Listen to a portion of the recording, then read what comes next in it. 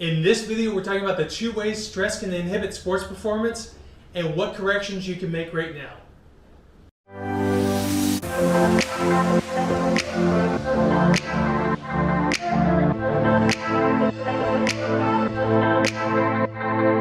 I'm Aaron Robinette, founder and head coach of Athletic Power and Performance, where I help athletes reach their peak potential by coaching them how to maximize their talents, skills, and abilities.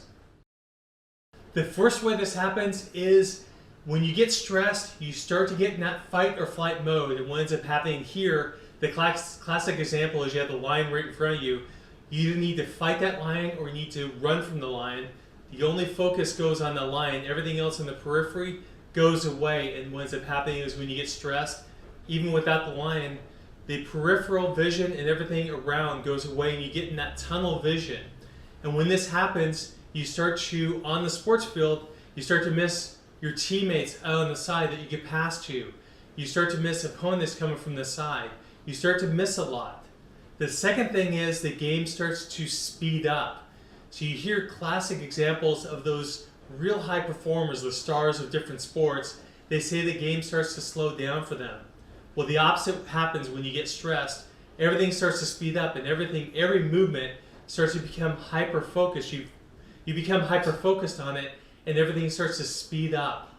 The other thing that happens also is by being hyper-focused and hyper-vigilant, which happens when you get stressed, the energy expenditure goes up, so you start to burn off a lot more energy than you need to, and you start to have less energy really quickly. You burn it up and you don't have it on the other end. The second way stress can inhibit sports performance is by restricting movement. So let me explain this. When you're getting stressed, you're not breathing deeply, and what ends up happening is to get enough oxygen to survive, not necessarily deal with the stress, but to survive, your neck and your shoulders become respirator muscles. And when this happens, this restricts the movement in the neck and shoulders for anything other than breathing mechanics. And so that causes a lot of compensation issues. The other thing that happens is when the lungs are restricted that way, it can actually cause restriction in the spine, which causes overcompensation issues through the rest of the extremities, your arms and your legs. And this could lead to lack of proper body mechanics through sports performance when you get stressed. So this lowers your performance because you're not able to move as well because your body's having to compensate.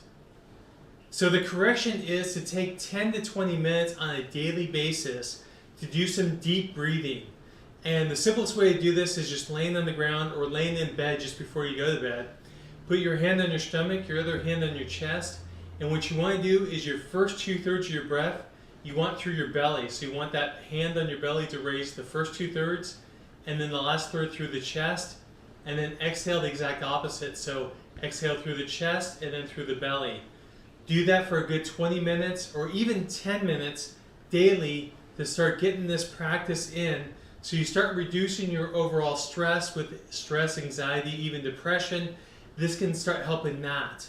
And the other thing to do is when you start to feel some of these emotions, you start to feel stress, anxiety, depression, and even in those key moments that you're ready to perform, just before you go, take just 10 to 20 deep breaths.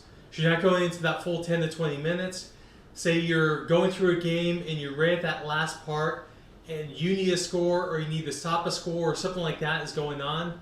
Just take a few deep breaths just to relax a little bit so you have more wits about you. You can see the field more peripherally and you're less stressed and you're able to move and hit that key moment at the right time and the right focus. If you really got some value out of this video, go ahead and give me a big thumbs up. And if you want to get more of my videos, go ahead and subscribe to my channel.